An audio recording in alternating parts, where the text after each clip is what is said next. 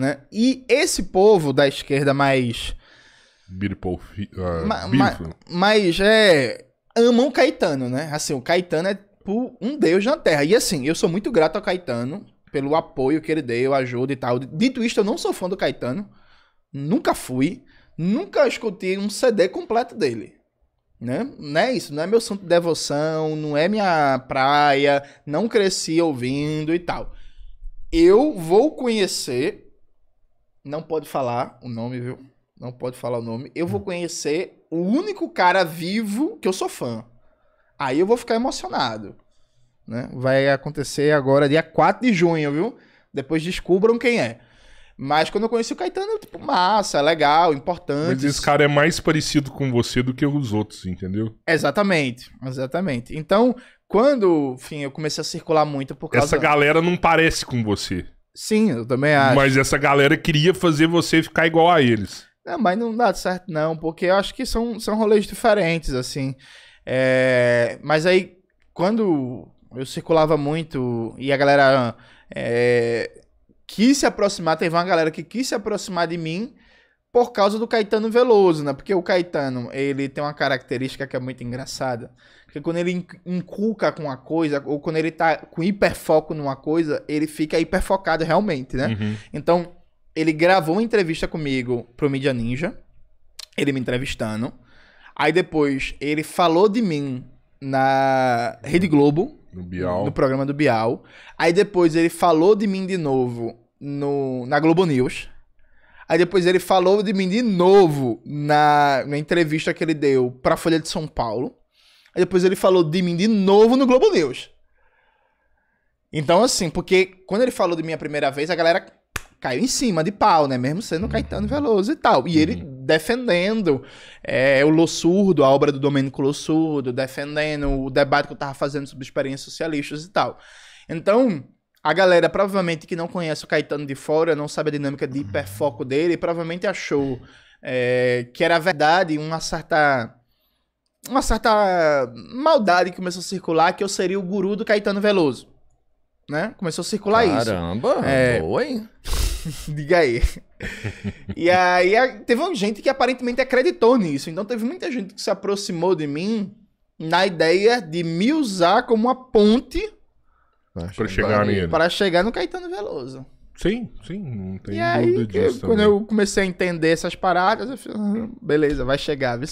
Sabe que eu acho que puta que pariu. Você vai passar por outras tentações na sua vida. Perfeitamente. Eu tenho certeza, assim, né? Outras tentações, né? Você é um cara que ainda não tem filhos, provavelmente você vai ter em algum momento. Com isso vai surgir outras oportunidades, tentações. Você é um cara muito ligado à sua mãe, à sua companheira. Isso é uma parada foda, é complexo, né? E uma forma de se blindar a isso, eu acredito, que é você fazer parte de um coletivo. E isso daí, às vezes, eu sinto falta em você. Oxente. Vou te dar um exemplo aqui.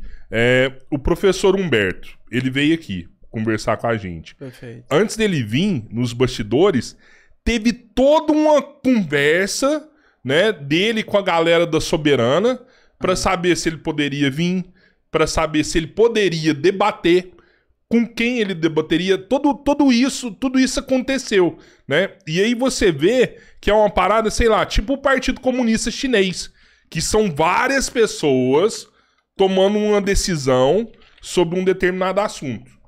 E nesse ponto, eu não sei também, talvez eu esteja sendo injusto, mas eu já te peço desculpa já.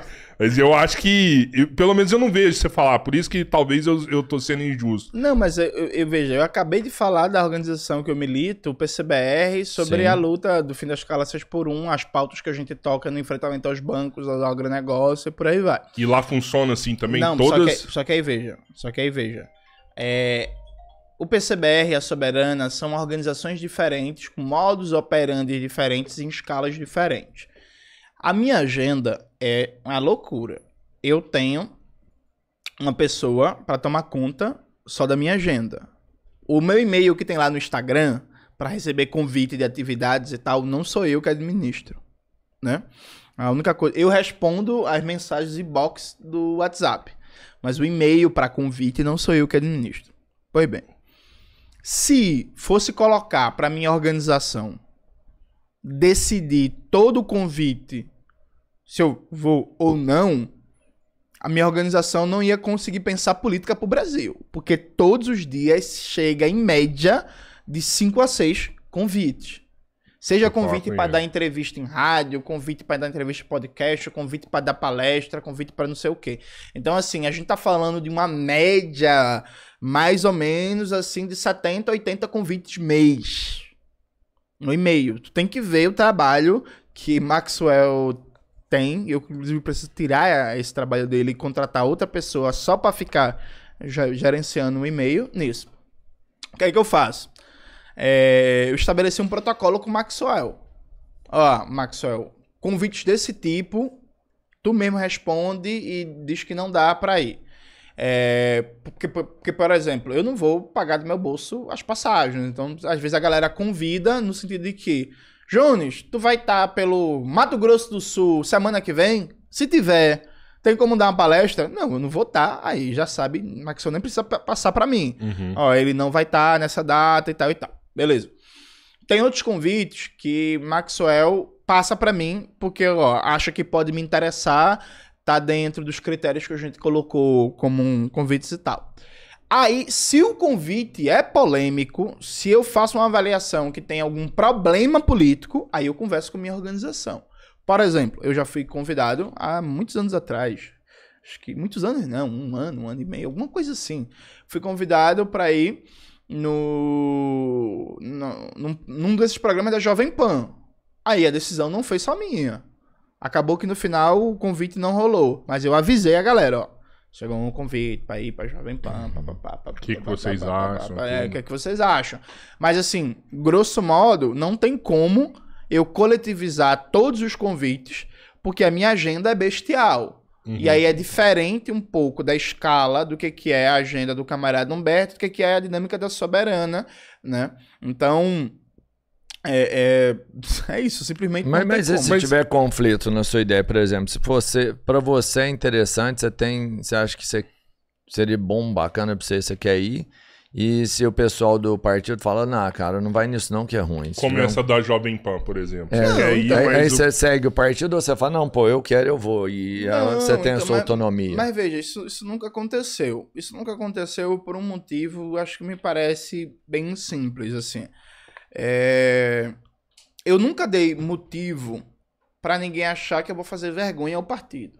Sim. Né? Não vai, né? Sobre isso não. Não, mas peraí. Mas quando você diz assim, não vai, um dos elementos que se coloca é isso. É achar que a repercussão pode ser negativa, é achar que não vai dar bom, é achar que pode ser uma armadilha e por aí vai. Então, eu sou um militante que tenho mais de 10 anos de militância, eu sou da direção nacional do partido e tal. Então, até hoje, eu nunca dei motivo pra galera achar assim, porra, Jones, é melhor tu não ir, porque se tu for lá, tu vai envergonhar a gente. Então, acho que isso tem um peso muito grande em nunca ter acontecido uma dinâmica de veto. Isso por um lado. Por outro lado, se tiver veto, a gente debate e tal, e eu posso ser convencido e dizer, beleza. Eu não vou detalhar aqui, falar o país, mas que todo mundo vai pegar no ar. Já teve a possibilidade de eu ir para um país estrangeiro a convite do governo para visitar e tal. E eu conversei com a galera e a galera achou melhor não ir a convite do governo, nada contra ir ao país, mas não ir a convite do governo. E eu falei de boa, não vamos. E eu perdi de ir para um país do Oriente. País grande, com convite do governo, tudo pago. E foi uma decisão coletiva e eu falei, de boa, tá. Massa, você foi convencido. Sim, de boa. Mas você concorda que o meu pensamento é tipo assim, que esse coletivo ele tem que se tornar o maior possível? A gente tem que colocar várias pessoas dentro dessa bolha pra gente virar uma engrenagem, cada um ser um dente dessa engrenagem, cada um vai ser fundamental pra ela continuar rodando, mas vai precisar de todas lá pra rodar, senão não roda. Não, 100% de acordo. Tanto é assim que eu sou marxista-leninista. Pra mim, é fundamental no processo de organização e luta da classe trabalhadora ter o Partido Revolucionário. Né? 100%. Agora, Evidentemente que processo de construção desse partido revolucionário, a gente não pode fazer o elogio do amadorismo. No sentido de que, por exemplo, hoje o tamanho que meu trabalho ganhou enquanto figura pública é um tamanho grande. O que significa, dentre outras coisas, essa quantidade diária de convites. Se a gente fosse prezar por um preciosismo abstrato, tudo tem que ser decidido coletivamente. Então eu só respondo cada uma das mensagens depois que passar por um crivo coletivo. Ia travar a organização. Fica no roda. Ia travar a organização, ia travar a minha agenda. Então a gente tem sempre um horizonte de construir um partido revolucionário, e é claro que a Revolução Brasileira não vai ser só obra de um partido, né? Vai ser obra de vários partidos políticos. Mas a gente tem que sempre construir uma organização revolucionária, tendo a perspectiva de não engessar o processo político para realizar os projetos de futuro. Ter princípios e caminhar na operacionalização desses princípios de acordo com a dimensão da realidade. E todos concordam com você nesse ponto que a gente só vai conseguir fazer a revolução no país através desse sistema democrático. A gente vai ter que ganhar uma eleição para presidente para começar... Mas eu não falei isso, Rodrigo, que para fazer revolução é através do sistema democrático. Presta atenção. Não, sim. Tem muito a ver, ué. Sim, mas é uma das formas, disso, um dos seus planos. Você vai chegar... Não. Veja, Rodrigo, o que eu expliquei o tempo todo foi a importância da figura da disputa presidencial, na disputa de consciência da classe trabalhadora e, eventualmente, de uma presidência de esquerda para agitar, politizar o conflito, avançar em algumas reformas populares como meio de fortalecer o movimento revolucionário. A revolução não sai do Estado burguês. O Estado burguês ele precisa ser destruído por um poder popular. Só que no processo de luta, nas mediações táticas de você conquistar apoio majoritário da classe trabalhadora, é importante, especialmente na América Latina, que é uma região de profundas tradições presidencialistas, você não dispensar o papel da eleição presidencial na organização, na luta e na disputa de consciência da classe trabalhadora. Então na verdade... um dos objetivos para destruir o Estado burguês é se infiltrando dessa forma. A gente vai ter que se infiltrar no governo e lá a gente começar a fazer os trabalhos necessários para a revolução acontecer. Mas veja, não é infiltrar, porque não é infiltração, é público, né? Ganhou a eleição. Mas não é infiltração. Então, mas eu entendo o que o Cabeleira fala, porque é o seguinte, sem vocês chegarem ao poder, isso não vai acontecer. Não, porque primeiro, vamos ver se meu raciocínio é cabível. Quem tem o monopólio da força é o Estado. É o Estado, perfeito, que hoje é comandado pela burguesia. Tá. Se vocês entram lá em algum instante, vocês conseguem pelo menos diminuir esse monopólio da força, minguar de alguma forma essa maior resistência que vocês têm. Então é praticamente impossível hoje vocês conseguirem o que vocês querem sem primeiro ter atuado lá dentro para pelo menos fragilizar de algum ponto, a entender toda essa organização de dentro para fora. Porque se vocês falam assim, vamos fazer? Mano, o monopólio da força vai acabar com vocês. Vocês aí ser escorraçado, vai ser triste de ver. Entendeu? Entra para a história como um massacre. Então, se vocês não entram ali dentro e depois que estão lá conseguem quebrar esse monopólio da força, minguar essa resistência, né, armada que existe lá dentro, porra, não tem como fazer. Tá, vamos lá. São 3 questões. O governo não é o poder político. O governo ele é parte de uma estrutura de poder que vai para muito além, inclusive até do próprio Estado. Embora o Estado seja um espaço estratégico para o exercício do poder político. Isso por um lado. Por outro, Rodrigo, não necessariamente você precisa ganhar a presidência. Talvez, inclusive, uma boa campanha presidencial seja o que seja necessário para desatar, por exemplo, uma crise revolucionária que está nascente, sabe? Legal. Há várias possibilidades, porque se você parar para pensar, por exemplo, no Brasil, por exemplo, a crise revolucionária que foi desatada com a renúncia do Jânio Quadros e que se montou a campanha da legalidade, o povo pegou em armas em defesa da posse do Jango, foi para defender a posse. O cara não tava nem lá. Ele não tinha tomado nenhuma medida como presidente. E aquilo ali se abriu uma crise revolucionária no Brasil. Veja, o X da questão é que a gente precisa ter uma compreensão de que a construção de um movimento revolucionário, ele tem uma dialética que é muito difícil de fazer. É mais fácil falar do que fazer. Que é, a gente nunca pode perder de horizonte a construção do objetivo final, que é a revolução. Que a gente nunca pode se acomodar à ordem, a gente nunca pode baixar a radicalidade, a gente nunca pode estar deixando de divulgar as palavras de ordem, de destruição do Estado burguês. A gente tem que estar o tempo todo se preparando para esse momento. Por exemplo, o que você falou sobre Forças Armadas. A gente precisa ter gente nossa, né? Nas Forças Armadas. Gente nossa na Polícia Federal, gente nossa na Polícia Civil, na Polícia Militar e por aí vai, etc. Para não se estender muito nessa conversa, para a gente não violar nenhuma lei da Constituição. Então, assim, a gente precisa estar sempre com um horizonte de luta da revolução sendo operacionalizado concretamente, mas a gente não pode esquecer dos milhões de trabalhadores e trabalhadoras que não estão com a consciência revolucionária. Até a revolução, muitos deles provavelmente não vão estar e que vão ser arrastados para o movimento revolucionário, vão ser direcionados ao movimento revolucionário, não necessariamente porque querem a revolução, mas porque o movimento revolucionário é aquele que expressou de maneira mais clara para ele a solução para baixar o preço do gás de cozinha, para garantir mais emprego, para garantir crédito barato, para resolver o problema da moradia popular, para resolver o problema do rio que alaga, que todo ano quando chove o rio transborda e entra água na casa da pessoa. Percebe? Então o movimento revolucionário, ele é composto, fazendo quase com um plágio do Antônio Gramsci, por 3 camadas. Você precisa formar quadros revolucionários preparados, qualificados para serem, por assim dizer, os generais da revolução. Perfeito?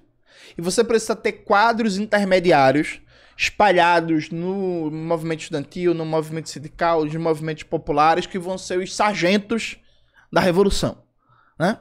E você precisa ter os soldados da revolução. Isso é uma metáfora que o Gramsci usa nos cadernos de Ducasse. Nesses soldados da revolução, não é todo mundo que vai aderir ao movimento revolucionário porque virou marxista-leninista. Inclusive, a maioria das revoluções, a base popular, não era marxista. Na Rússia de 17, inclusive, a maioria das pessoas não foi para a revolução liderada pelos bolcheviques porque, caralho, Marx é foda. Foi liderado pelos bolcheviques porque os bolcheviques eram os mais coerentes, os mais confiáveis na proposta da reforma agrária. E com os bolcheviques a reforma agrária vai sair do papel. Vai acontecer, vai dar terra para os camponeses. E os camponeses foram. Inclusive, historicamente, eles não eram ligados ao partido bolchevique, né? Era o Partido Socialista Revolucionário, era outro partido. Na China, do Mao Zedong, os milhões de chineses que entraram para o Partido Comunista, para o Exército de Libertação Nacional e ganharam a Guerra Civil, não eram todos comunistas, não. Estavam na direção do Partido Comunista, porque o Partido Comunista era o partido que lutou contra a ocupação do Japão, era o partido que defendeu a soberania nacional chinesa, era o partido que realmente estava defendendo reunificar a China, e por aí vai. Então, o processo de direção política de uma revolução passa também por você saber que você precisa conquistar o coração e a mente de milhões de pessoas e que não vai ser conquistado por uma propaganda ideológica comunista. Que a pessoa vai ser arrastada por alguma coisa que é muito mais prosaica, por assim dizer. Que fala com ela, com a necessidade dela. Que é a moradia popular, que é o posto de saúde, sim, que é a escola, sim, que é a taxa de juros, que é a conta de luz, que é o preço do gás e tal. Então você precisa ter um equilíbrio entre sempre ter capacidade de dar resposta imediata para essas questões. A resposta imediata de por que o café tá caro em Minas Gerais, que é o maior produto do Brasil de café, de por que o transporte é uma merda, de por que não tem remédio no posto de saúde, de por que a situação da escola é cada vez pior, porque tem 40 crianças numa sala de aula, numa escola que deveria ter 15. Então você tem que dar respostas imediatas para isso e, ao mesmo tempo, não se contentar com essas respostas imediatas e articular elas com um movimento estratégico de luta pela revolução. Fazer isso no dia a dia é muito difícil. Hoje no Brasil, o que é que a gente tem? A gente tem organizações revolucionárias muito pequenas que fazem até bem uma propaganda da revolução, mas tem dificuldade de debater os problemas aqui e agora. Perfeito? Não fala com a classe operária, não consegue chegar de forma... Não, o problema maior não é nem falar, o problema maior é o como falar, que é, você tem um sujeito, por exemplo, vou dar um exemplo para vocês. Veja, me parece muito claro pelos debates que vocês acompanharam que vocês percebem uma diferença de abordagem entre mim e o Gustavo Machado. Gustavo Machado fala menos do problema imediato, de como vai baixar a conta de luz, de como vai baixar o preço dos alimentos, de como vai gerar mais emprego agora, de como vai consertar a estrada da morte da saída do Triângulo Mineiro para BH, que toda vez morre gente e tal. São escolhas de forma de se apresentar em público. Eu, quando tenho um espaço de grande audiência como é o de vocês, eu prefiro chamar as pessoas para esse imediato, para esse projeto, para esse problema imediato, deixando claro que sou comunista, deixando claro que sou marxista e ir conquistando para um debate mais estratégico sobre revolução aos poucos. O chamariz é o problema imediato. Porque o que é que vai acontecer, e que já acontece pelo menos comigo, tem um bocado de gente que gosta de mim, que me acompanha, que compra meus livros, que não é comunista e que não pretende ser. Percebe? A pessoa não é comunista, a pessoa não pretende ser, mas fala assim, pô... Fala que o Johnny está certo. Está certo. Exatamente. Não, suas ideias são boas, é isso mesmo. Tem medo de falar que é comunista. A gente precisa... Discord. Não acho que é medo, não. Não acho que é medo, não. Não acho que é medo, não. Eu acho que simplesmente, Rodrigo... Ele não precisa estar na mesma caixa exatamente. Exatamente, não precisa. Essa lógica de internet, ela cria muito a ideia de que se você concorda com 20%... é porque você não estudou, porque se você estudar você vai concordar com 100. E não! Por uma série de motivos, pode ser que a pessoa... É isso, porra. Eu acho os comunistas muito foda, o PCBR muito foda na luta pelo fim da escala 6x1. Tamo junto com vocês. Concordo, eu acho que é isso, a classe trabalhadora tá sendo muito explorada, não tem tempo pra nada e tal, e tal, e tal. Não sou comunista. Mas eu apoio vocês nisso. Acho que nisso... Ele pode apoiar em 90% das situações e ainda assim não ser o comunista. Mas é importante que a gente tenha a capacidade de dialogar e dirigir politicamente aquela pessoa. Mesmo sem ele ser comunista. Porque, veja, ser comunista não deveria ser, melhor dizendo, uma identidade. Ser comunista não é uma identidade. Ser comunista deveria ser uma capacidade de dar um direcionamento político, de organizar as lutas da classe trabalhadora no sentido de um projeto revolucionário. Veja, se vamos imaginar, vamos pegar aqui os proletários agrícolas de Araguari, que trabalham na produção de café. Veja, a gente não precisa que nenhum trabalhador se diga comunista, no sentido de que, se a maioria dos trabalhadores estão organizados numa organização comunista, socialista, que defende um projeto de reforma agrária. O fato dos trabalhadores não se identificarem como comunistas não muda nada pra gente. O que muda, o que importa é o que é objetivo. Os trabalhadores estão organizados e sindicatos agrícolas estão defendendo uma proposta de reforma agrária com nacionalização das terras. Ponto.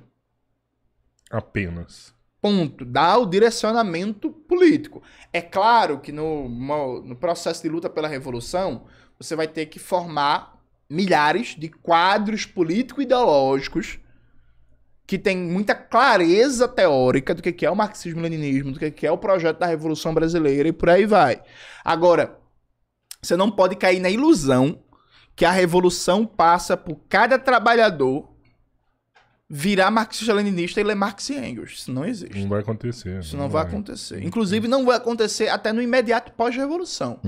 Sem entrar num debate se a China é socialista ou não, só 10%, menos de 10%, diga-se de passagem, menos de 10% da classe trabalhadora chinesa está no Partido Comunista. Na época da União Soviética, era, se não me falha a memória, no auge, era 9,1% dos trabalhadores assalariados estavam filiados, eram membros do Partido Comunista da União Soviética. Então, acho que são 110 mil pessoas que são membros do partido, não? Não, da China? Eu acho que são 110 milhões, não mil, é milhões. Milhões? Milhões, porque a China é na casa do bilhão, né? Sim. 1,4 bilhões de pessoas. 110 bilhões 110. Lá, não é? Você falou 110 mil, eu falei assim, só para administrar a sede principal ali, talvez seja eu me enganei uma cidade, né? Em uma cidade. É porque 110 mil já é grande demais, imagina 110 não, milhões. Mas quando a gente fala de China, é sempre número estratosférico ali. Você falou que, assim, você não pode recuar, vocês têm que estar sempre pronta, a motivação tem que ser sempre a mesma, a batalha contra a burguesia tem que estar ativa a todo instante. Vocês estão prontos? Agora, aconteceu agora o momento, está pronto? Coletivamente, eu acho que não.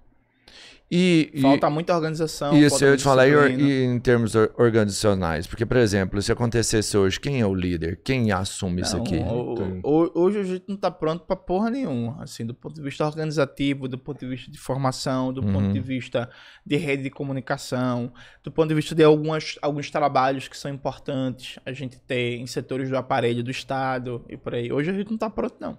Tá no começo. Não tá no começo, não. Começo não. O que vai ser, a hora que você olhar pra história lá na frente, você vai falar assim, não. Perfeito. Daqui 300 anos? Não. Não é 300 anos, se tiver capitalismo, não tem nem mais humanidade. Não existe mais, a gente morreu todo mundo. Mas assim, tem algumas coisas que a gente precisa, sim, avançar de maneira muito rápida. Por exemplo, eu vou fazer um elogio a uma outra organização, que não é a minha, né? Eu não sei como é que tá isso hoje, mas os camaradas do PCR, eles valorizavam muito uma cultura de educação física, né? Então a galera que ia para os eventos do Conune, na minha época, pelo menos, quando tinha um intervalozinho na viagem e tal, a galera se alongava, a galera fazia um exercíciozinho, fazia uma ginástica, o partido incentivava a galera de fazer uma ginástica, ter uma preparação física. Essa é uma dimensão pequena, né, da coisa, mas, por exemplo, isso é importante num país que tem um crescimento da extrema-direita, que os caras estão organizados para sair caçando a gente na rua, dentre outras coisas, né?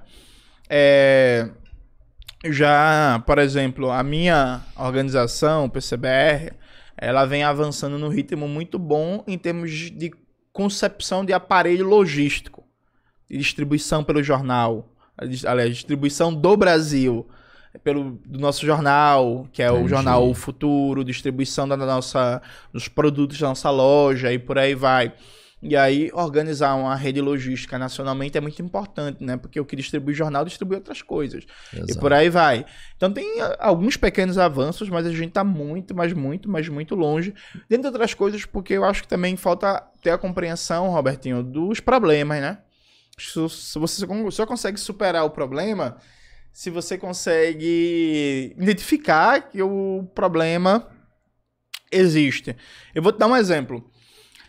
Eu acho, sinceramente, que a maioria dos militantes comunistas no Brasil nunca parou para estudar como deveria, como é que funciona um modal de transporte no Brasil e quais são os principais pontos de circulação de mercadorias e pessoas. Qualquer pessoa que se propõe a fazer uma revolução brasileira deveria ter isso mais ou menos em mente. Ontem a gente estava falando aí, a maioria dos marxistas não tem conhecimento da importância do exército, né? Não, aliás, a importância do tema da defesa nacional, eu diria mais precisa. O exército atual, ele é importante pra fuder a gente.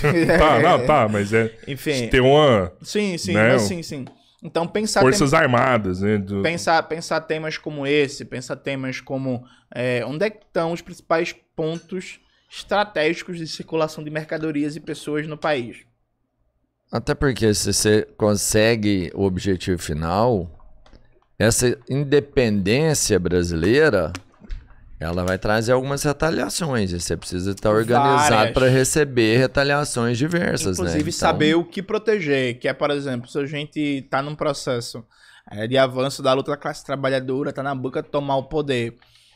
Uma das coisas que provavelmente a contra-revolução faria aliada com o imperialismo seria atacar os pontos de produção e distribuição de energia elétrica. Com certeza. Onde é que funciona? Onde é que ficam? O que é que a gente tem que proteger? No plano da Revolução Brasileira, a gente tem que ter destacamentos do Exército do Povo para proteger e tomar todos os pontos principais de produção e distribuição de energia elétrica, assim como alguns pontos também que a gente não pode